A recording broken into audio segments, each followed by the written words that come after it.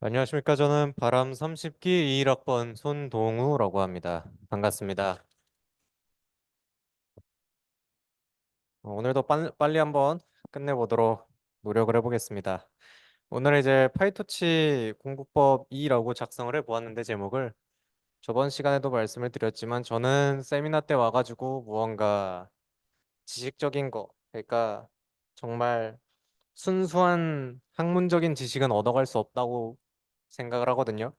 그래서 뒤에서도 말씀드리겠지만 그냥 저 사람이 어떤 생각을 갖고 있는지 정도만 이해하면 될 것 같습니다.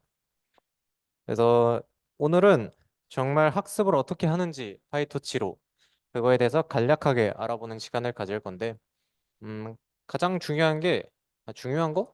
그냥 핵심 되는 기능 중에 일부인데, 화면 공유를 안 했나요, 제가?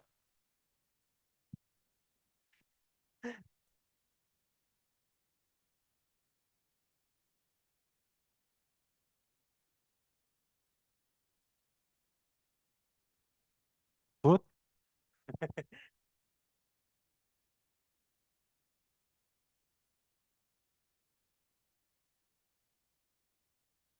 여러분들 죄송합니다. 잠시만요.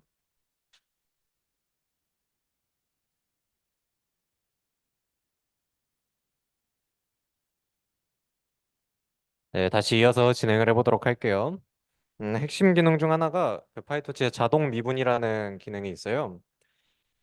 이게 무엇이냐 하면은 우리가 이제 순전파를 계산하고 역전파를 계산할 때 그레디언트, 그러니까 미분값을 계산해야 된다고 공부를 하셨을 거예요. 그거를 이제 코드로 어떻게 나타내나 이제 알아보는 시간인데 일단 제가 카페에 어, 올린 글부터 한번 확인을 해주시면 좋을 것 같아요. 거기에 오늘은 그냥 코드도 올렸어요. 예제 코드를.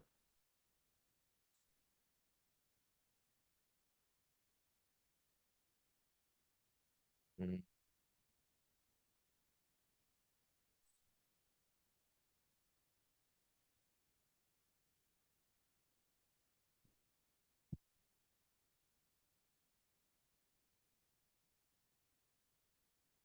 네, 여러분들 코드를 제가 올렸어요. 여기 아래 이그제 먼더바 코드라고 지 파일 돼 있죠. 이거 다운로드 받아가지고 압축 해제하신 다음에 우리 저번 시간에 가상환경 만들었던 거 기억하시나요, 다들? 아무도 끄덕이는 사람 없는 거 보니까 다 까먹었죠? 그럴 수 있어요. 여기 C 드라이브 안에 템프라는 폴더 들어가서 우리 파이썬 폴더를 만들었던 게 기억이 나실 거예요.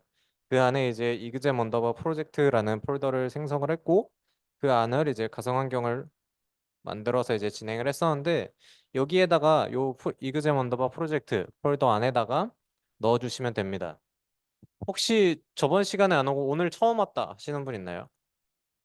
아하, 어, 그러면, 처음부터 다시 이렇게 진행하기에는 어려움이 있어요. 그래서 오늘 일단은 그냥 가볍게 들어보시고, 집에 가서나 아니면 나중에 시간 될 때 PPT 보고 다시 한번 진행을 해보면 좋을 것 같아요. 그 1차 시 내용을 이따 끝나고 한 10분 정도라도 간략하게 다시 말씀을 드릴 테니까 그거 따라서 한번 진행을 해보면 좋을 것 같습니다. 지금은 그냥 천천히 저런 게 있구나 정도만 들어도 될 것 같아요. 여기 안에 다 뭐야 압축 해제해서 파일 옮겼나요?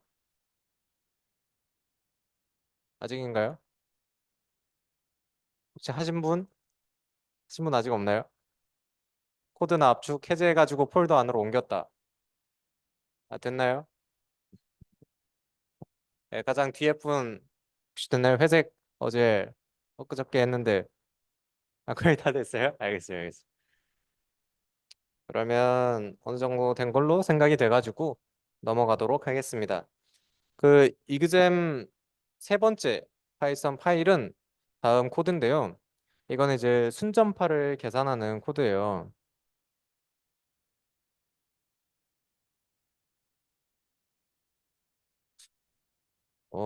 혹시 제가 잘 몰라서 그런데 이 위에 줌을 이걸 띄워놓으면은 줌 안에서도 이게 다 보이나요? 그 죄송한데 한번 승원이 형한테 카톡 한번 해봐가지고 결과 알려주시면 감사드리겠습니다. 네, 그래서 여기 세 번째 코드 이그잼 3.py라고 아마 되어 있을 텐데 여기 위에 링크는 제가 그 파이토치 튜토리얼 공식 홈페이지에서 요 링크에서 가져온 코드예요. 그래서 여기 들어가면 더 세세하게 설명이 되어 있으니까 궁금하신 분들은 참고하셔도 좋을 것 같습니다. 자, 파이토치는 파이썬에서 불러올 때 임포트 할 때 그냥 토치라고 불러옵니다. 그래서 불러오고 여기 이제 x, y, 뭐 w, b, z, 로스 이렇게 돼 있는데 한번 차근차근 알아보도록 할게요.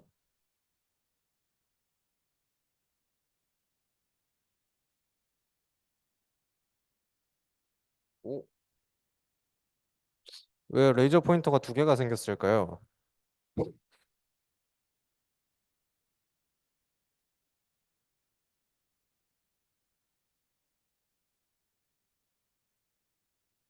네, 넘어가도록 할게요. 자, 여기 첫 번째 그 임포트 토치하고 이제 x에 대한 변수를 선언 및 초기화를 진행해 줬는데 여기 토치.점 하고 once라는 메소드를 가져와서 함수로 호출하고 그거에 대한 반환값을 x라는 변수에다가 초기화를 진행을 했어요. 뭐 선언 및 초기화, 뭐 호출 이런 용어가 그 다시 기억이 안 나실 수 있으니까 다시 말씀드리자면 변수의 선언이라고 하면은 이 변수를 만들었다라는 의미고요. 변수의 초기화라고 하면은 이 변수를 만들고 가장 처음에 값을 넣어주는 행위를 말합니다. 그래서 지금처럼 이거 등호는 쓴 거 있죠. 이꼴 이게 변수의 초기화 역할을 하고요. 그냥 변수를 작성하면은 변수의 선언이 됩니다. 일단 파이썬은 그래요. 파이썬은.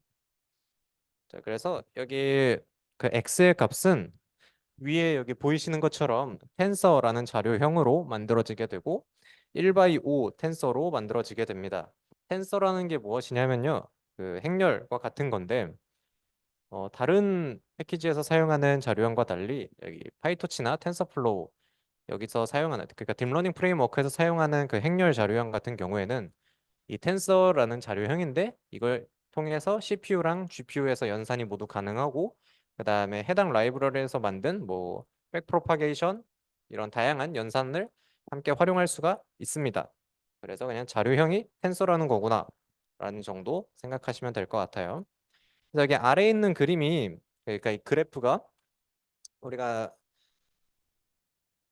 그 뭐야 딥러닝 퍼셉트론 하나가 계산되는 과정을 나타낸 건데 처음에 x 인풋이죠. 여기에 그냥 1이라는 값을 모두 넣은 그러니까 요소의 값이 모두 1인 1 by 5 텐서를 넣어주고 그 다음에 여기 두 번째는 y 값에 대한 변수를 선언 및 초기화를 진행해 줬는데 여기 x는 once라는 메소드를 쓰고 y는 zeroes라는 메소드를 썼잖아요. 그냥 간단하게 once는 모든 요소를 1로 넣는 거고 zero는 모든 요소를 0으로 넣는 거예요. 그래서 y 같은 경우에는 1 by 3에 대한 텐서이고요. 그다음에 이 w 우리 뭐였는지 혹시 기억하시는 분 있나요? 왜 오늘 선글라스를 쓰고 오신 분이 너무 눈에 띄는데 W 혹시 뭔지 아시나요? 아, 좋아요. 그 당당함 너무 좋아요. 모르면 모른다고 해주시는 게 좋습니다. W는 이제 웨이트, 우리 가중치라고 했는데 그 이제 이 인풋에다가 가중치만큼 곱해주고 우리 여기 B라고 적혀 있는데 바이어스예요. 이게 바이어스. 여기에다가 이 바이어스 값을 더해줘서 그 결과를 Z라고 여긴 표현을 했는데 이 결과가 이제 Y가 되는 거죠. 그래서 우리가 학습하는 그 변수 자체는 W랑 B밖에 없어요. 그래서 여기 밑에 파라미터라고 그 점선으로 되어 있는 영역이 파라미터, 즉 학습하는 변수인데 이 W 같은 경우에는 지금 뭐야? 우리 X가 아까 인풋이 1 by 5 행렬이라 했죠. 그죠? 그리고 Y는 1 by 3 행렬로 나타내져 있는데 그래서 웨이트는 5 by 3 행렬로 나타나게 됩니다. 그리고 여기 뒤에 어, 지금 어떤 속성을 하나를 true로 바꿨어요. 그리고 B 같은 경우에도 true로 하나를 바꿨는데 여기 이 true로 바꾼 게 뭐냐면 이 친구 두 개는 학습할 변수기 때문에 이따가 그레디언트를 계산을 해야 된다라는 걸 알려주는 거예요. 코드한테. 그리고 b를 이렇게 다음과 같이 정의를 해 주었고요. 그 다음에 z, w에다가 웨이트를 곱하고 바이어스를 더한 값이 z인데 우리가 토치 안에 행렬 연산을 해주는, 정확히는 행렬 곱 연산을 해주는 그 메소드가 있는데 그게 바로 여기 met 멀이라고 돼 있어요. 여기에 x랑 y를 넣고, 아니 x랑 w를 넣고 뒤에 바이어스를 더해줬죠. 이게 우리가 연산을 하는 퍼셉트론 연산의 결과입니다. 그리고 마지막에 여기에 지금 CE라고 적혀 있는데 그래프에 이거는 이제 크로스 엔트로피 펑션인데 뭔지 기억 안 나시죠? 저도 기억 안 나요. 네, 구글에 치시면 바로 나오니까 이건 설명을 생략하도록 할게요. 그래서 토치.nn. functional. 이제 바이너리 크로스 엔트로피 with logis라는 함수로 되어 있는데 왜 이렇게 이름을 설정했냐? 왜 여기 그 패키지, 요 클래스, 요 모듈 안에 들어있냐? 저도 모릅니다. 파이토치 회사에서 만든 거예요. 정확히는 단체지만 어쨌든 여기에다가 그 결과 Z를 넣어주고 Y, 이때 Y는 실제 그 정답인 거죠. 정답. 그러니까 레이블 또는 라벨이라고 부르는 정답 값이에요. 여기 X에서 나온 요 Z는 우리가 연산한 값. 그러니까 정확히 예측 값이 되는 거죠. 그래서 예측 값과 이제 실제 값을 더해가지고 뭐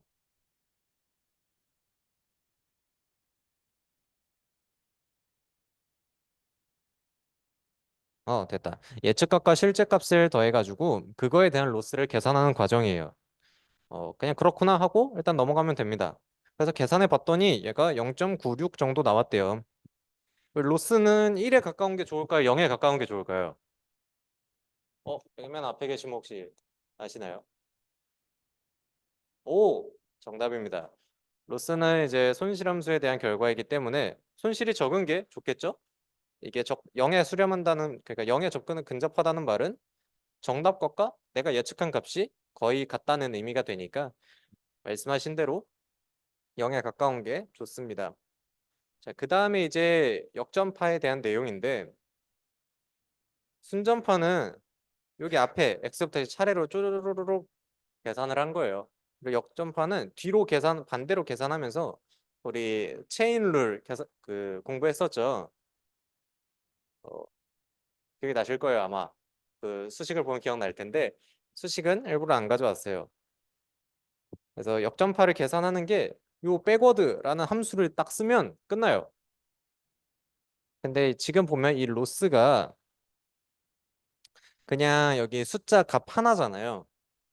사실 이것도 정확히 내부적으로 보면 텐서의 그 자료형을 갖고 있어가지고 그렇기 때문에 이 점 백워드라는 메소드를 쓸 수 있는 겁니다. 그냥 실수에다가 쓸 수는 없어요. 그리고 이제 백워드를 계산하면은 우리가 학습하고자 했던 W랑 B 있죠. 이거에 대한 그레디언트, 뭐야, 미분값을 계산을 해주는데 그거를 프린트 해보면 오, 이렇게 계산이 됐대요. 그냥 이런 거나 하고 넘어가시면 될 것 같습니다. 그리고 아까 제가 처음에 말씀드린 게 여기 보면은 W랑 B를 선언 및 초기화할 때 뒤에 어떤 속성 하나를 true로 바꿨다 했어요. 다른 변수 같은 경우에는 이거를 true로 설정을 안 해줬죠. 기본값은 false로 설정이 되어 있습니다. 그래서 이걸 설정하면 요 백워드 연산을 할 때 그 변수에 대한 미분값이 계산이 됩니다. 근데 이게 우리가 학습할 때는 이게 필요해요, 이 과정이. 근데 실제로 테스트할 땐 이 과정이 필요가 없거든요. 실제로 할 때는. 그러니까 어, 실제로 한다는 게 뭐냐면 학습, 트레인이라는 게 있고 트레인이 있고 그다음에 테스트, 트레인과 테스트를 분류를 해요, 우리가. 이건 뒤에 가서 보시면 알 텐데 그때 테스트할 때는 요 변화도, 그러니까 미분값을 계산할 필요가 없습니다. 그래서 여기 보시면 이것도 그 이그잼3 파일 안에 가장 하단에 있을 거예요. 지금 우리가 Z를 계산해서 이 아까 그레디언트를 할 건지 말 건지, 계산할 건지 말 건지에 대한 속성을 한번 확인을 해보면 오, 얘는 true래요. 근데 여기 with 그 키워드를 써가지고 토치.no gradient 함수를 적은 다음에 요거에 대한 거를 다시 z를 계산해 보니까 얘는 false래요. 이게 무슨 의미냐면 요 구문 있죠. 요 코드를 작성해서 그 안에 그 영역 안에다가 안에서 이제 값을 계산을 하게 되면은 얘가 그 true로 설정돼 있다 하더라도 그 미분값을 계산하라고 그 텐서에 그 멤버 변수를 바꿔 놔도 놓더라도 요 노 그레디언트 안에서 연산이 진행되기 때문에 얘는 false로 나오게 된 겁니다. 그리고 이제 또 다른 방법이 있는데 요 함수 있죠. 여기 뒤에 detach라고 표현을 하던데 요거를 붙여 놓으면은 요거는 이제 그레디언트를 계산을 안 하겠다라고 이제 자동적으로 안에서 진행이 됩니다.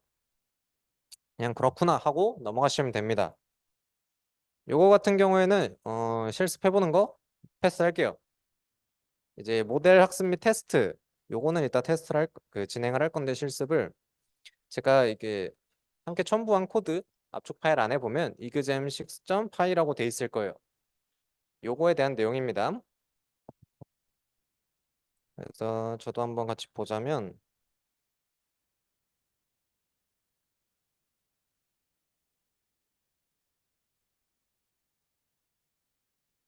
잠시만요.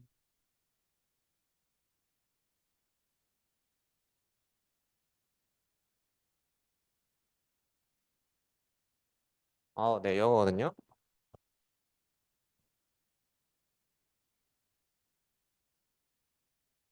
잘 보이시나요, 다들? 오늘은 왜 다 의기소침해졌어요? 그래도 월요일엔 좀 이야기가 있었던 것 같은데. 잘 보이시나요, 다들?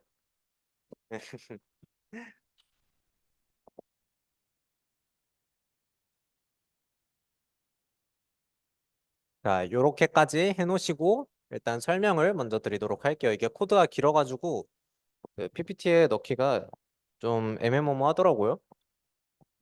그래서 뒤에서도 말씀드리겠지만 일단 코드를 본다면 처음 보는 코드라면 구조를 파악하는 게 되게 중요합니다. 그래서 파이썬 같은 경우에는 import라고 부르고 C나 C++ 같은 경우에는 include라고 표현을 하는데 자, 패키지나 모듈을 가져오는 거예요. 그래서 지금 토치를 가져왔고 여기 밑에 보면 막 뭐 from torch import nn 하고 from torch.utils.data import data loader 막 이렇게 써 있는데 그냥 import torch하고 똑같이 쓸 수 있어요.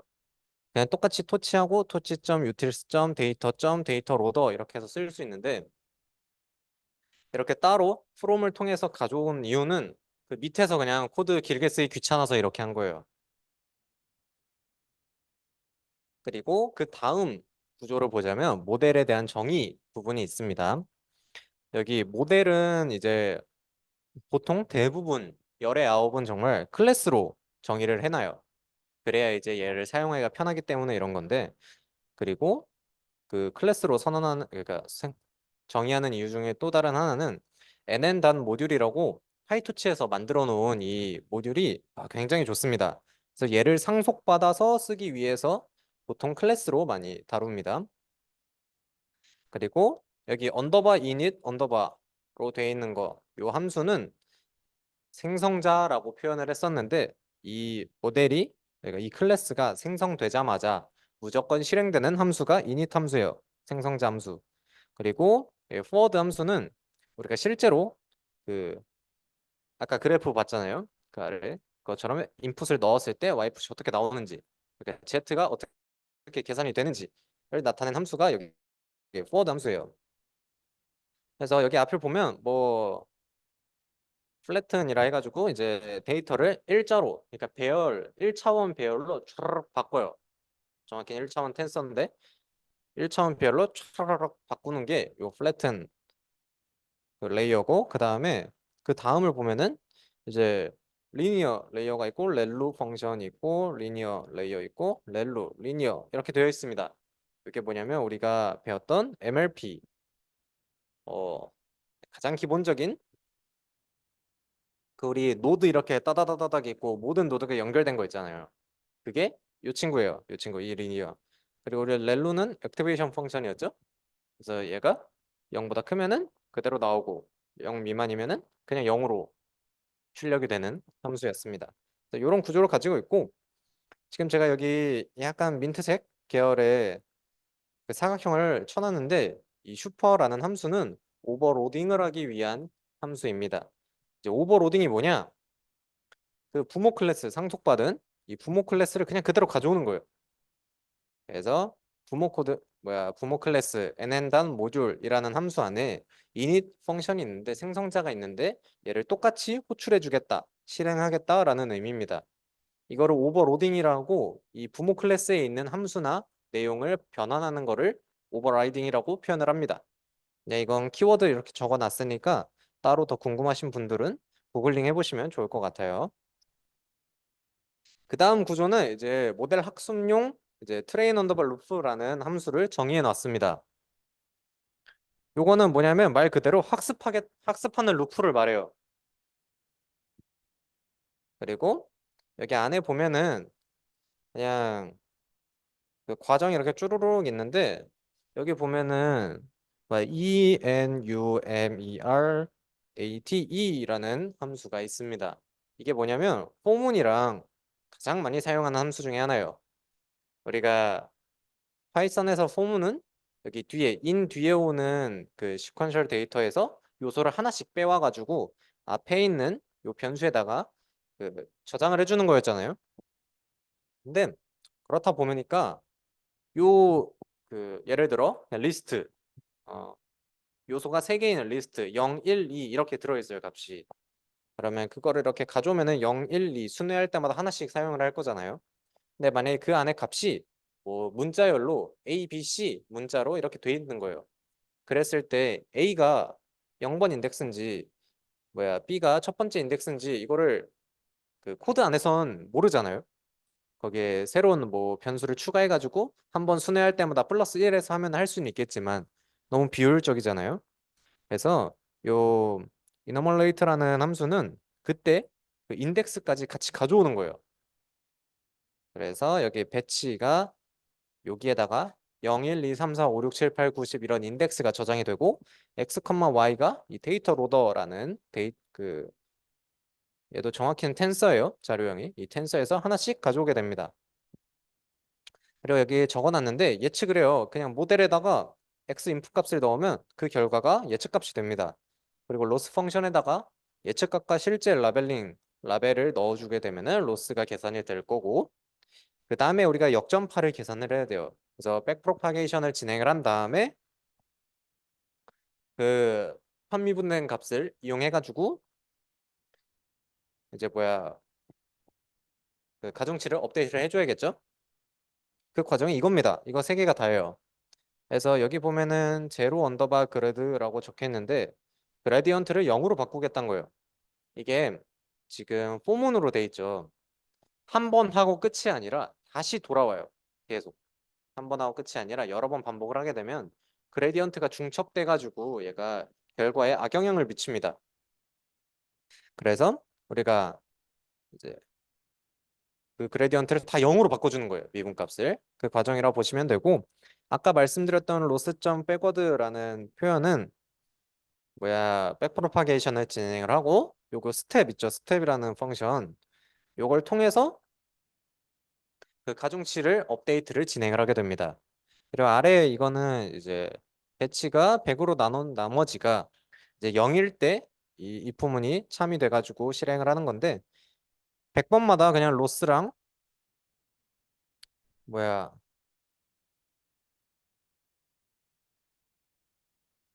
이 커런트가 정확히 뭐였지? 혹시 수진님 이거 기억하시나요? 로스 펑션에서 로스랑 커런트 까먹었으면 패스. 저도 까먹었어요. 이따 이것도 찾아보도록 할게요. 자, 그리고 그 다음은 이제 테스트 루프인데 아까 말씀드렸던 이 트레인하고 테스트는 이 그레디언트를 계산을 해야 될지 말지 요 차이가 있습니다. 그래가지고 테스트할 때는 토치의 노 그레디언트라는 함수를 써가지고 이 윗수문항과 함께 활용을 하면은 여기 안에서의 연산이 진행될 때는 그레디언트를 계산하지 않게 됩니다. 그거랑 이제 사실 큰 차이는 없어요. 그래서 모델 예측값 가져오고 로스 가져온 다음에 요거 correct라고 돼 있는데 이건 뭐냐면 이제 정확도를 판단하기 위해서 내가 지금 얘를 맞췄는지 틀렸는지를 판단을 해야 되잖아요. 그래서 뭐 100번을 도전을 했는데 99번만 맞췄다. 그러면 정확도가 이제 99%가 되는 거니까 그 결과를 뽑기 위해서 마지막 과정을 진행한 거예요. 그래서 여기 보면 뭐 복잡해요, 되게. 그죠? 뭐 메소드를 몇 개 쓴 건지도 모르겠고 막 너무 복잡해요. 간단하게 말씀드리자면 이 argmax라는 함수는 요 predict PRED 예측값이 텐서로 돼 있거든요. 길게. 그럼 여기서 그 가장 확률이 높은 친구를 가져오는 거예요. 그게 답니다. 그래서 가장 높은 친구가 이제 Y값. 이제 그러면 가장 높은 친구 하나를 데려왔으니까 값이 하나겠죠? 그때 이제 Y 실제 데이터, 실제 정답값, 실제 라벨과 비교해가지고 이거 등호 두 개면은 우리 조건문 할 때 쓰는 키워드였잖아요. 그래서 얘가 맞는지 틀린지 그래서 true 또는 false로 값을 반환하게 됩니다. 그 반환된 값을 이 type이라는 자료 그 함수를 써가지고 이제 토치.float라는 자료형으로 변환을 하게 돼요. 그러면 true는 1.0, false는 0.0이 됩니다. 그 다음에 그거를 더해줘요. 다 더해주고 그거에 대한 아이템 값을 여기에다가 더해주게 됩니다. 그래서 요거를 그냥 쉽게 말씀드리자면 지금 내가 예측한 게 실제랑 맞는지 틀린지 1과 0으로 표현을 이진화로 변환을 한 다음에 그 값을 더해준다라고 보시면 될 것 같아요. 그리고 마지막에 다 더해준 거를 그 사이즈, 요 사이즈는 요거를 순회한 그러니까 반복 횟수예요. 반복 횟수만큼 나누면 그게 정확도가 됩니다. 물론 100을 곱해야겠죠? 퍼센테이지로 나타낼 거니까. 그 다음 구조는 우리가 지금 다시 이제 간단하게 말씀드릴게요. 왜냐면 이쯤 오면 까먹으니까. 자, 임포트를 했어요. 필요한 패키지 모듈을 가져오고 모델을 정의했어요. 그 다음에 모델 학습할 함수를 사용자 정의 함수를 정의하고 테스트할 사용자 정의 함수를 작성을 했습니다. 그 다음에 이제 보통 뭘 하냐면 데이터셋을 불러와요. 데이터셋은 지금 그 파이터치에서 기본적으로 제공하는 그 패션 엠리스트라고 표현했나? 그럴 거예요, 아마. 데이터셋 중에 이제 패션 엠리스트를 가져와서 트레인셋과 데이터셋을 나눕니다. 근데 여기 보면은 지금 뭐 요거 트레인셋은 트레인이라는 그 멤버 변수가 true로 설정되어 있고 테스트는 false로 설정돼 있어요. 테스트 할 때는 학습하는 게 아니기 때문에 이렇게 설정이 되어 있습니다. 그리고 마지막에 보면은 toTensor라고 그 함수가 작성이 되어 있는데 요건 이제 아까 말씀드린 것처럼 텐서 자료형으로 변환하기 위한 과정입니다. 그리고 다운로드 또 true로 되어 있는 게 지금 없을 테니까 다운로드 하겠다라는 의미고 요 배치 사이즈 같은 경우에는 얼만큼씩 학습을 진행하겠냐라는 의미예요. 그래서 요걸 넣어주면서 데이터 로더 그 클래스로 객체를 생성해서 트레인 데이터 로더와 테스트 데이터 로더를 만들어 준 겁니다. 그 다음에 이제 우리가 모델 객체를 생성을 했어요. 실제로 이 코드를 진행함으로써 우리 램의 모델을 만들어 주게 됩니다. 그 다음에 이제 하이퍼 파라미터를 선언 및 초기화를 진행을 해주는데 요거 우리 하이퍼 띄고 파라미터로 알고 계신 분들도 있어요. 근데 공식 문서나 이런 것들을 파악해 보면 다 붙여서 씁니다.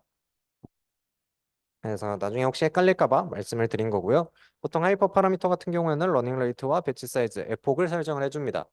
각각에 대한 내용은 설명을 생략할게요.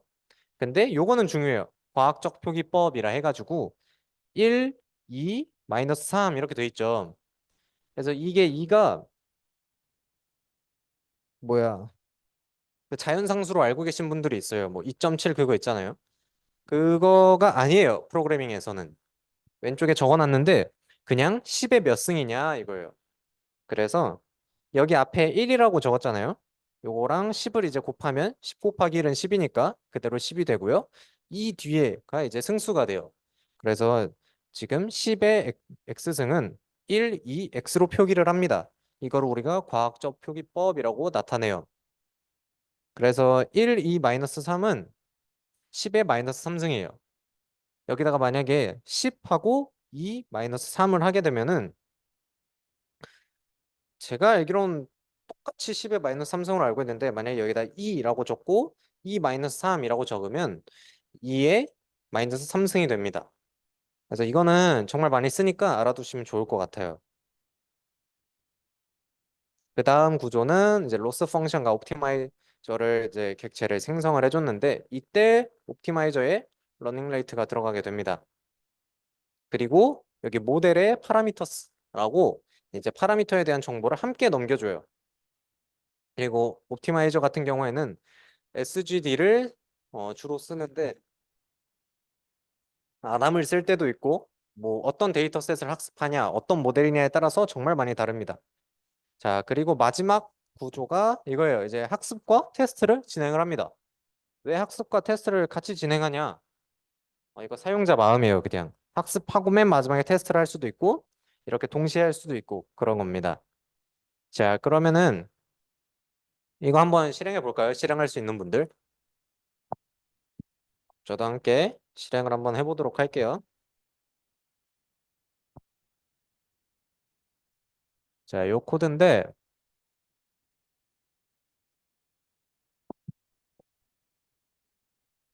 네, 우리 저번 시간에 그 가상 환경을 만드는 걸 했어요.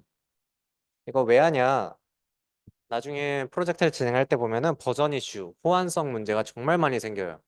그때 이 뭐 A라는 환경만 지우고 B를 다시 쓰고 원본 그 환경을 일단 만들어 두고 복사해서 계속 쓰면서 안 될 때 다시 처음으로 돌아가기 위해서 보통 씁니다. 일단 학부생은 그래요. 뭐 나중에 기업을 가게 되면은 그 환경별로 이제 버전 이슈나 이런 걸 해결하기 위해서 뭐 다양한 테스트도 진행하는데 우린 그런 거 안 할 거니까. 그래서 pip env 띄고 shell이라는 명령어를 터미널에다가 입력을 해주면 그죠. 저 지금 이미 들어가져 있어서 이런 것 같은데 지금 가상 환경에 접속을 할 수가 있습니다. 그리고 여기서 파이썬 이거 지금 6번째 코드를 실행을 하게 되면은 그 데이터셋이 다운로드 안 된 분들은 다운로드부터 진행을 할 거예요. 그래서 제가 이거를 했을 때 한 2분 정도 걸렸나? 실행하는데 그럴 겁니다. 자, 지금 보면은 데이터셋이 뭐 6만 개예요, 6만 개. 6만 개인데 이거를 학습을 하면서 지금 로스 데이터를 출력을 해줬고 그다음에 정확도는 처음에 40%, 평균 로스는 2.14 정도가 나왔는데 두 번째 학습하니까 정확도가 올랐어요. 그죠? 54%로 정확도가 올랐고 점점 진행할수록 로스는 0에 수렴하게 되고 정확도는 점점 향상되게 됩니다. 그래서 중요한 거는 우리가 처음에 트레인 데이터 로더, 테스트 데이터 로더라고 트레인셋과 데이터셋을 따로 나눴는데 굉장히 중요한 과정이에요. 학습할 때는 그 테스트용 데이터를 사용하지 않습니다. 왜냐면 수학 문제집을 푸는데 옆에 정답지 보면서 수학 문제를 풀면은 그걸 우리가 공부했다고 표현하진 않잖아요. 그냥 정답지 보고 베끼면은 문제 풀어질 텐데 그걸 우리가 공부라고 하진 않으니까 그것과 마찬가지예요. 문제집과 정답지가 있을 때 정답지는 모델한테 주지 않습니다. 그렇게만 학습을 진행을 하고 최종 정확도에 대한 값이나 이런 것들을 판단할 때만 그 테스트를 진행해야 되기 때문에 그 데이터셋을 분리한다는 걸 알고 계시면 좋을 것 같아요. 혹시 실행을 해보신 분 계실까요? 오, 제대로 나왔나요? 약간 이런 식으로 나왔어요? 오, 좋습니다.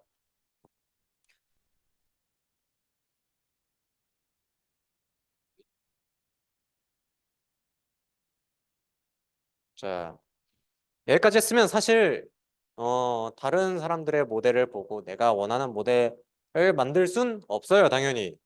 이것만 보고 어떻게 만듭니까? 스스로 공부를 진행을 해야 되고요. 여기서 제가 말씀드린 건 정말 간단한 내용들만 있으니까 추후에 어떻게 공부해야 되는지 오늘도 좀 더 딥한 공부 방법을 가져왔어요. 제가 생각하는 이게 정답은 아닙니다. 각자 개인 취향이 있는 거고 그냥 원하는 대로 하시면 돼요. 그냥 저기 앞에 있는 사람은 저런 식으로 했구나 정도만 이해하시면 좋을 것 같습니다. 저번 시간에는 그걸 알려드렸어요. 그러니까 1학년 같은 혹시 2학년 계신가요? 그죠? AI 학과 신청하신 분들만 있으니까 1학년일 거죠, 다음. 1학년 때 여러 가지 분야를 찔러서 내가 좋아하는 걸 찾아라 라고 말씀을 드렸고 2학년부터 이제 좀 더 다른 걸 해보라고 말씀을 드렸는데 저번 PPT 뒷부분 참고하시면 좋을 것 같고요. 오늘은 그러면 그 프로젝트를 진행하면서 좀 더 세세하게 이런 것들을 참고하면 좋을 것 같다 싶은 거를 이제 가져왔어요. 근데 이거는 일단 제 모토예요, 모토. 공부는 혼자 해요, 어차피. 여기서 세미나 뭐 죽치고 앉아고 듣고 있어도 할 사람 하고 안 할 사람 안 하는 거 아니까 이건 약간 좀 여담인데 난 바람과 안 맞는 것 같다. 난 이렇게 세미나 듣고 공부하는 거 싫다. 그러면 빠르게 도망치는 것도 방법입니다. 그러니까 도망이라고 하는 게 그냥 뭐 아무것도 안 할래, 백수로 살래 이런 게 아니라 정말 자기가 하고 싶은 분야로 도전해보고 그런 거 할 때는 바람 활동이 방해가 될 수도 있어요, 솔직히. 뭐 내가 갑자기 축구하겠다 하는데 여기 와서 세미나 듣고 있는 건 사실 모순이잖아요. 가서 운동장 한 바퀴 더 뛰는 게 낫지. 그러니까 그런 느낌, 그런 의미니까. 그래서 다시 돌아오면 공부는 혼자 하는 거고요. 이런 세미나 있을 때는 그냥 그 사람이 어떻게 살았고 어떤 공부 방식을 선택해서 했는지. 약간 AVR 세미나는 좀 느낌이 달라요. 그거는 그냥 한 십몇 년 전부터 이제 점점 고착돼 와가지고 이게 정형화 됐는데 여러분들 안 들으니까 앞으로 듣는 세미나들은 다 이런 느낌일 거예요. 뭐 정말 지식적인 걸 추구하려면 학문적인 지식을 추구하려면 유튜브에 MIT나 스탠포드 강의를 보는 게 더 좋습니다. 자, 그래서 일단 어떤 프로젝트 그러니까 유튜브 보고 아 저거 재밌겠다 싶은 걸 뭐 찾았어요. 저 같은 경우는 그 인공지능을 써가지고 주식 예측하기, 비트코인 예측하기. 아 재밌잖아요. 돈 벌어야지. 그래서 그런 거를 일단 구글링에 쳐보면 뭐 아시는 분도 있을 테지만 뭐 조코딩이라고 그 뭐였지? 조조소 그 웹 드라마 이거 만드신 분인데 프로그램 개발자 전용 그분이 되게 상세히 잘 알려줘요. 그러니까 정말 처음 하는 뭐 초등학생, 중학생도 이해할 수 있을 정도로 초심자들에게 알려주는데 그런 프로젝트를 선택을 딱 하고 따라해봐요. 따라하면서 중요하게 볼 키포인트는 뭐냐면 일단 첫 번째는 코드를 이해해야겠죠? 코드 이해하는 방법부터 말씀드릴게요. 제가 그 앞에 그 모델 학습하고 테스트하는 과정 있잖아요. 그거 했던 것처럼 일단 코드 구조를 파악해야 돼요. 그때 제일 첫 번째는 뭐냐면 그 파일 이름이 어떻게 돼 있는지부터 확인하는 겁니다. 보통 GitHub이나 이런 걸 보게 되면 요거 있죠. 모델 정의하는 거. 요거는 다른 파일로 분류해놔요. 이렇게 지금 제가 한 거는 정말 튜토리얼 수준이어서 코드가 뭐 200줄도 안 될 거예요, 아마.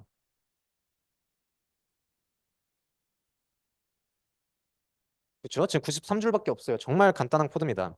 근데 실제로 뭐 많이 접할 수 있는 게 뭐 욜로 이런 거 있잖아요. 이런 거 코드 보면 쉽지 않아요. 쉽지 않아요. 정말 쉽지 않아요. 근데 그런 것들 보면은 코드가 길기 때문에 파일을 여러 개로 나누는데 그런 파일 이름을 확인해 가지고 이 파일은 대충 뭐 하겠구나 정도 파악하고 가장 먼저 이제 뭐 모델.py 파일 이런 걸로 들어가 봅니다. 그 다음에 클래스랑 펑션이 어떻게 돼 있는지. 클래스 같은 경우에는 이게 어떤 목적을 갖고 있는지. 그러니까 아까 말씀드린 것처럼 모델 정의하는 부분에서의 클래스였다. 그러면 얘는 모델을 정의하는 거겠구나 하면서 이 개발자는 이런 식으로 모델을 구조를 정의를 했구나 정도만 확인을 하면 되고요. 그다음에 펑션 같은 경우에는 내용 보기 전에 무조건 입력과 출력부터 확인하는 거예요. 그러니까 이거는 파이토치를 떠나서 그냥 모든 코드 볼 때 저는 이렇게 봅니다. 제가 코드 읽을 때. 펑션 같은 경우에는 사용자 정의 함수 같은 경우는 무조건 입력하고 출력 먼저 확인해요. 뭐 입력이 A, B, C가 들어갔고 출력이 A, B, C 더한 결과가 나왔구나 정도를 먼저 파악합니다. 그 다음에 이제 코드를 세세하게 읽어요. 이 클래스, 이 펑션별로 첫 번째 코드가 실행되고 몇 번째 줄에 코드가 실행되는지 그렇게 순서를 차근차근 읽어봅니다. 네, 제가 생각하는 코드 이해하는 방법은 이래요. 근데 거기서 이제 좀 더 익숙해지면은 약간 대략적으로 쓰는 코드들이 다 비슷하거든요. 아까 뭐 백프로파게이션, 백워드, 뭐 그다음 뭐였죠? 뭐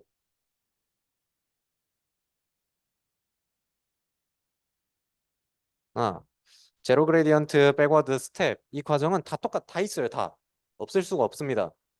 그러니까 이런 식으로 이렇게 다 있는 것들은 기본적으로 많은 개발자들이 쓰는구나 정도로 이해하시면 되고 이게 더 세세하게 들어가면 이제 요 변수에서 이 흐름에서 이 루프에서 이 구문에서 이 변수가 어떤 값을 갖고 있는지 이 값이 어떻게 변화하는지를 이해하는 게 좋아요. 여기 보면 파이썬 같은 경우는 이게 장점이자 단점인데 자료형을 써놓는 부분이 없어요, 거의. 그죠? 형 변환할 때만 그 자료형에 대한 함수를 써서 변환을 하지. C 언어처럼 뭐 int a는 0 이런 식으로 변수를 선언 및 초기화하지 않습니다. 파이썬은 알아서 내부적으로 얘는 무슨 자료형이구나를 알아서 자동으로 해줘요. 참 좋은데 코드 읽을 땐 좀 어려울 때가 있죠. 왜냐면 이 프레딕트 같은 경우에는 프린트를 하면은 요 로스를 예로 드는 게 더 좋을 것 같아요. 로스 같은 경우에는 실수로 나왔잖아요. 프린트 해보니까 사실 얘는 텐서예요, 자료형이. 그러다 보니까 실수형에만 적용할 수 있는 함수들이 있고 텐서에만 적용할 수 있는 죄송합니다.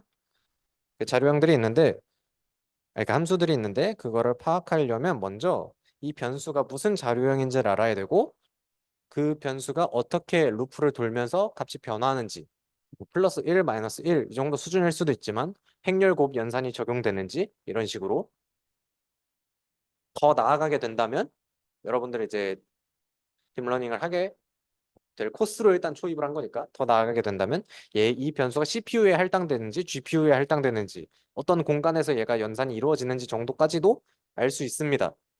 어디서? 공식 문서에서 알 수 있어요.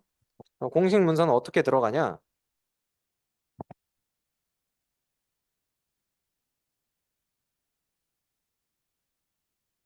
저는 정말 이제 초심자 기준으로 하는 거니까 다 알고 계신 분도 있을 수 있어요.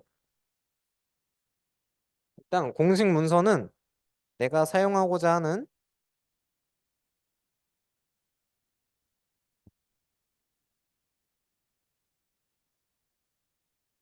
내가 사용하고자 하는 패키지나 라이브러리 뭐 프레임워크를 적고 뒤에 도큐먼트 또는 그냥 DOC라고 적으면요.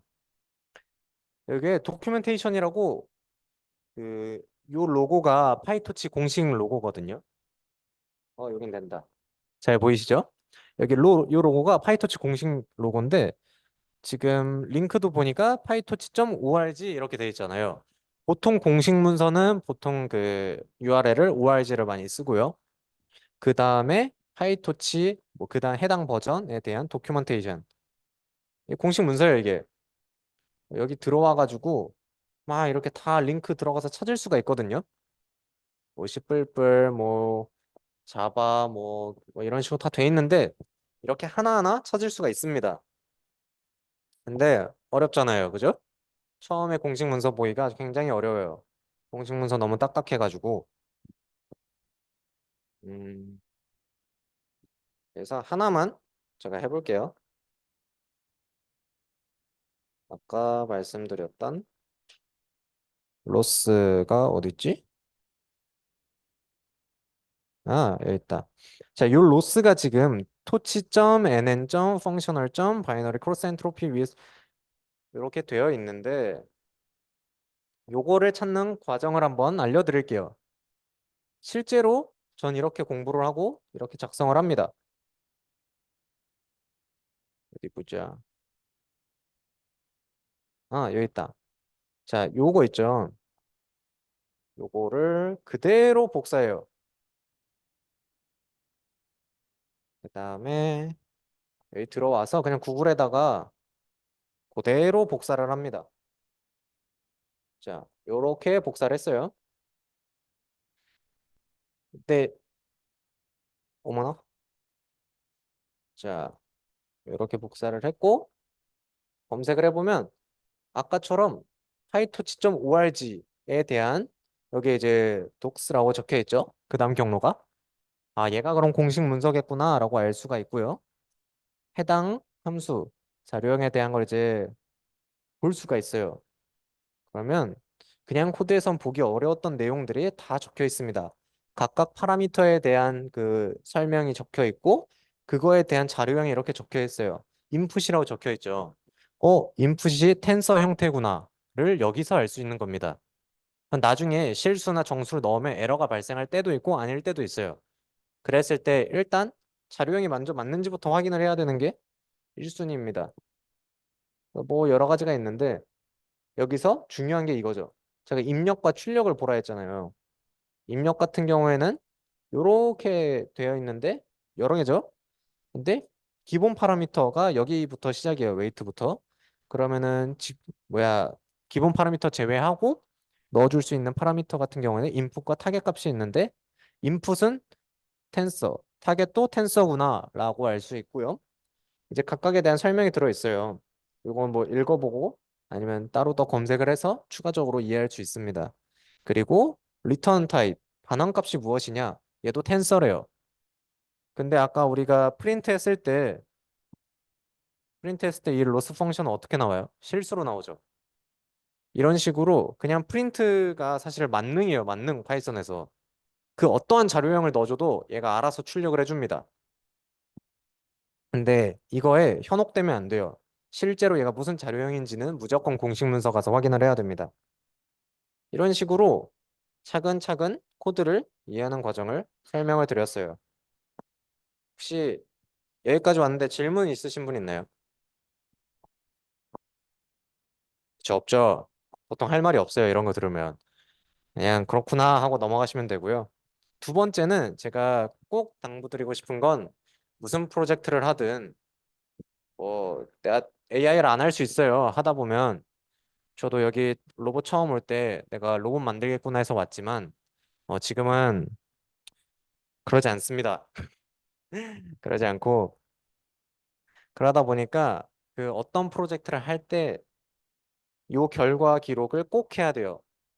그러니까 결과 기록이라고 돼 있지만 그러니까 내 프로젝트를 어떻게 했는지 그 기록을 꼭 남겨야 됩니다. 여기 보면 프로젝트의 목적, 프로젝트 과정, 프로젝트 결과, 프로젝트에 대한 고찰을 남기라고 제가 적어 놨어요. 목적 같은 경우에는 많이 안 써도 돼요. 한 두세 문장 적어도 됩니다. 그냥 이거는 나중에 봤을 때 스토리텔링 할 그 근간이 돼요. 내가 뭐 1학년 1학기 때 이 프로젝트는 이 목적을 수행했기 때문에 그 향후에 1학년 2학기 때는 그 목적을 기반으로 해서 더 향상돼서 내 새로운 프로젝트에 도전했다. 이런 식으로 더 딥하게 얘기하자면 내가 1학년 1학기 때 딥러닝을 활용해서 뭐 주식 예측을 해봤다. 근데 이 목적이 단순히 딥러닝에 대한 공부였다. 아니면 딥러닝에 대한 약간 찍먹하기였다. 이게 목적이었어요. 1학년 2학기 때는 내가 1학년 1학기 때 찍먹을 했는데 그 과정에서 이러한 궁금증이 생겼고 이번에는 그 궁금증을 해소하기 위해서 이러한 프로젝트를 해보기로 했다. 이 정도로만 해도 돼요. 그러면 나중에 이게 쌓이고 쌓이면 어떤 프로젝트를 하든 간에 스토리텔링을 할 수가 있을 거라고 생각이 돼요. 그리고 과정은 오늘 뭐 했는지, 그리고 결과는 저는 되도록이면 그래프를 추천하고 사진이나 GIF 영상 등을 남기면 좋을 것 같습니다. 그리고 고찰은 어려웠던 점, 힘들었던 점, 내가 이게 안 됐는데, 이 에러가 났는데, 뭐 이렇게 했더니 이게 됐다. 이거는 그냥 과정에다 기록하면 돼요. 근데 고찰에서는 그 에러를 해결하기 위해서 이걸 했는데 이게 됐다. 그래서 끝이 아니라 이를 통해서 내가 이러이러한 지식을 알고 있었는데 잘못됨을 깨닫게 되었고 새로운 지식을 뭐 습득할 수 있게 되었다. 뭐 이 정도만 적어도 괜찮을 것 같아요. 그리고 저 같은 경우에 이 내용을 노션에다가 기록을 하고 코드는 GitHub에다가 업로드를 했습니다. 그래서 짤막하게 보여드리자면 오늘은 1시간 안에 끝낼 수 있을 것 같아요.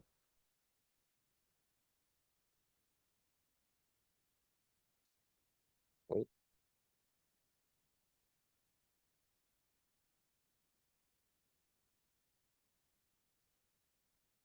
여러분들 근데 진짜 오늘 술 약속 없어요?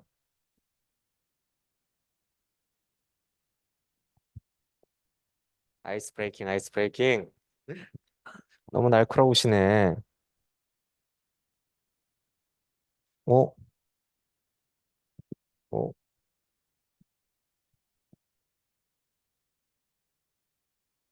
어? 마우스 포인터가 사라졌어요.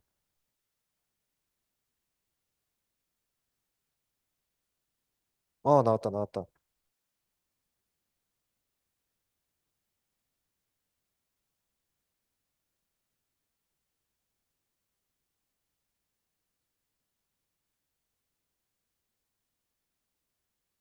이거는 제가 사용하는 노션이고요.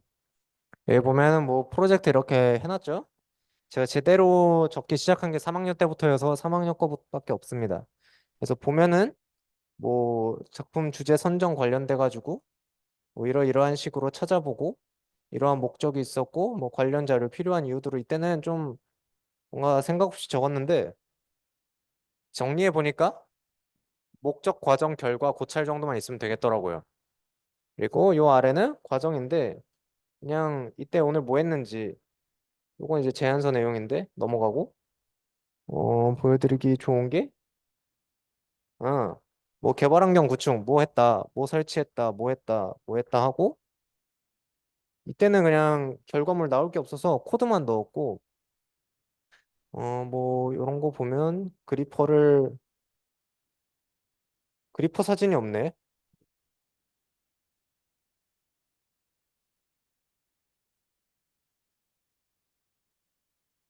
안타깝게 제가 코드만 넣었네요.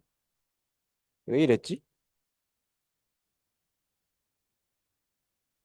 응. 어쨌든 과정을 좀 저는 세세하게 기록을 했는데 굳이 그럴 필요는 없을 것 같아요. 간단하게 뭐 했고 뭐 했고 에러 뭐 났고 이거 넣고 이거 해결해서 이렇게 해결했다. 이 정도만 기록해도 될 것 같고요. 결과 같은 경우에는 저는 아니 그래프로 나타내는 게 좋을 것 같아요. 지금 보면 이게 로스 펑션이거든요. 이게 지금 마이너스에서 0으로 수렴하는 과정이 나타나 있고 요거 요거 같은 경우에는 요 액터 로스랑 크리틱 로스는 좀 다른 건데 제가 강화학습을 해서 그래요. 그래서 지금 크리틱 로스가 뭐야 한 1.45 정도 됐는데 0으로 수렴하는 과정이 보이죠. 그래서 보면은 이걸 엄청 많이 했어요.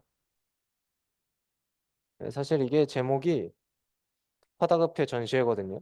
전시회 얼마 안 남았을 때 급하게 이제 따다다다 학습을 막 일주일 내내 돌리고 막 이랬던 때인데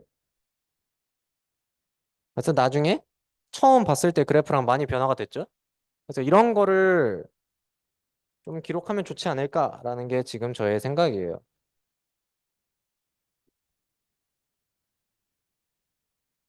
그리고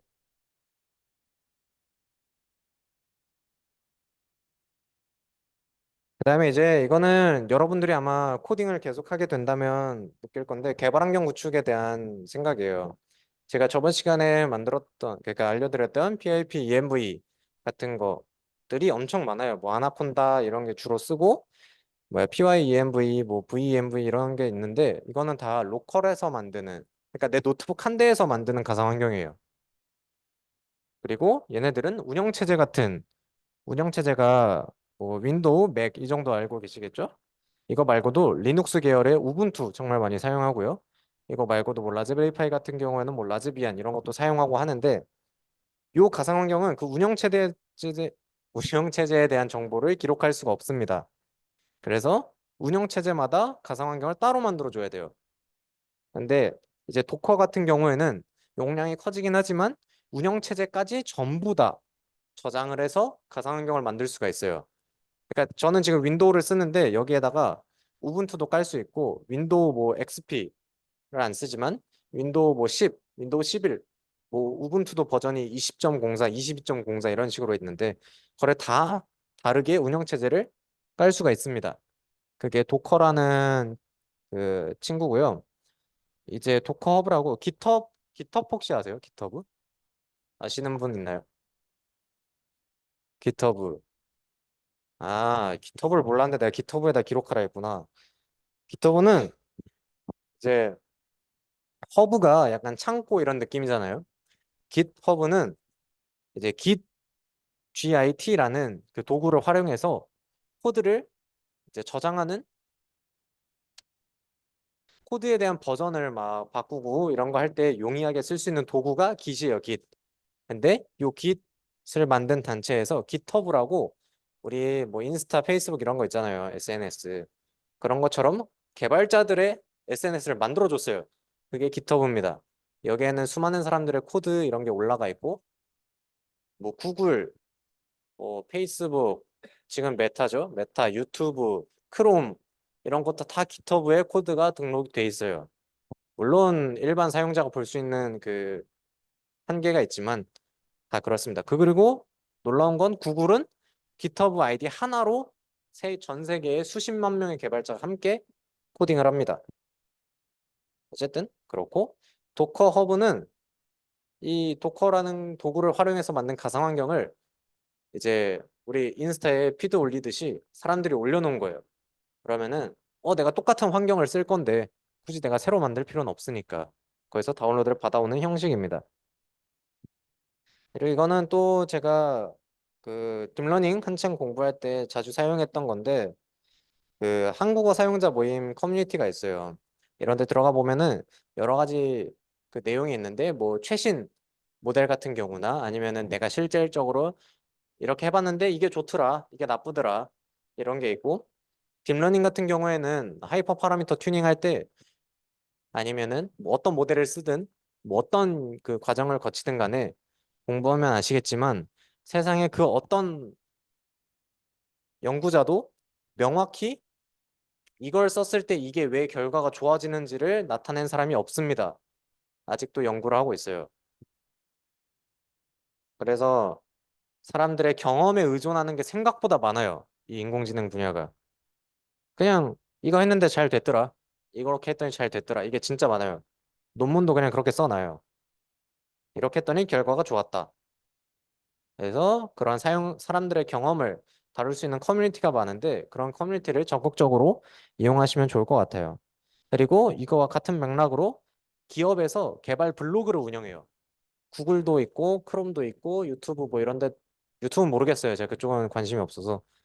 파이토치는 그냥 단체이기 때문에 사실 자선단체 느낌이 강해서 커뮤니티밖에 없고 뭐 현대자동차 이런 데도 있고 삼성전자 이런 데도 있고 개발 블로그가 따로 있습니다. 쿠팡, 카카오 이런 데 있고.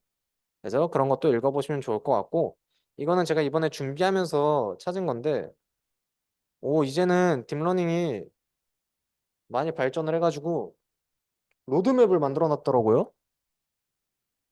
한 4, 5년 전엔 없었는데 그래서 여기 링크 들어가 보니까 홈에 있었나? 아, 홈에 있다, 홈. 이거 보니까 되게 신기하더라고요. 얘가 ML이 머신러닝이고 DL이 딥러닝인데 요 과정, 이 로드맵을 통해서 공부를 하면 좋다. 라는 게 이제 뭐 뛰어난 석박사 행님들이 정리해 놓은 거겠죠? 이 정도 책 읽으려면은 석박사 되는 것 같아요. 그래서 이런 것도 참고해 보시면 좋을 것 같습니다. 그리고 이제 막바지인데 깃허브랑 블로그를 하셨으면 좋겠고요. 추가적으로 링크드인을 했으면 좋겠습니다. 이게 나를 홍보하는 방법이라고 전 생각을 하고 링크드인 같은 경우에는 이제 비즈니스 관련된 SNS인데 헤드헌터가 정말 많아요. 전 세계적인 헤드헌터가 여기서 그 헌팅을 합니다. 실질적으로 뭐 졸업하신 분들 중에 여기서 이제 자기 회사를 홍보하는 분도 있고 후배를 아니면은 모르는 곳에서 스타트업에서 그 연락이 오신 선배들도 많아요. 이런 걸 해보면 좋을 것 같고요. 전 못했어요. 전 못했는데 여러분들 했으면 좋겠다 이거예요. 그리고 이거는 그 바람에 있다면은 학기별로 학 작품을 진행을 할 텐데 그 배재성 선배님께서 그 어떻게 하면 좋겠다 작품 선정을 이런 거 자신에 대한 고찰을 이렇게 적어 주셨어요. 왜 이게 안 들어가지네? 링크를 수정해서 올려드릴게요.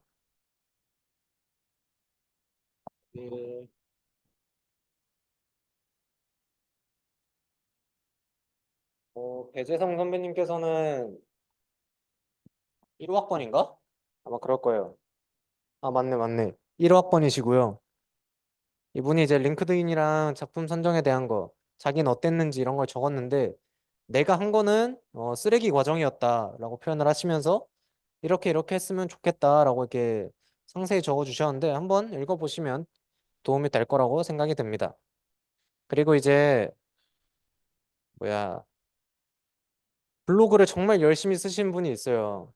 이제 이재원 선배님과 김태형 선배님이신데, 김태형 선배님이 학번이 더 높으시고 둘 다 같은 연세대학교 그 딥러닝 관련 랩실로 지금 석사를 생활을 하셨고 김태형 선배님은 현대자동차로 가셨을 거고 이재원 선배님께서는 아직 석박사 통합을 하셔서 언제 나올지 몰라요. 그래서 이런 식으로 블로그를 하면은 이게 돈도 된다 하더라고요. 자기 PR도 되지만 그렇습니다. 그리고 다시 한번 말씀드리지만 안 맞는 것 같으면 자기가 좋아하는 걸 찾아서 빨리 나가시길 바래요. 1학년 경험하다 보면은 AI가 안 맞을 수 있어요. 생각보다 수학을 정말 잘해야 되고, 정말 많이 해야 되고, 정말 코딩을 열심히 해야 되고, 다른 사람 글을 정말 열심히 읽고, 영어도 잘해야 돼요. 그래야 영어 논문을 읽을 수 있으니까. 근데 안 맞을 수가 있단 말이에요. 빠르게 전과할 수 있는 건 1학년이 마지막 기회입니다. 2학년 때도 되는데, 좀 안 맞는 게 많으니까. 빠르게 하려면 1학년이다. 바람 안 맞은 것 같으면 나가라. 그리고 맞는 것 같으면 남아 있는 거고요. 혹시 질문 있으신 분 있나요? 좋아요. 그러면 오늘 세미나는 여기서 마치도록 하겠습니다. 고생하셨습니다. 따로 개인적으로 연락하시면은 질문 같은 거 해드릴 수 있으면 편하게 물어보셔도 좋을 것 같아요.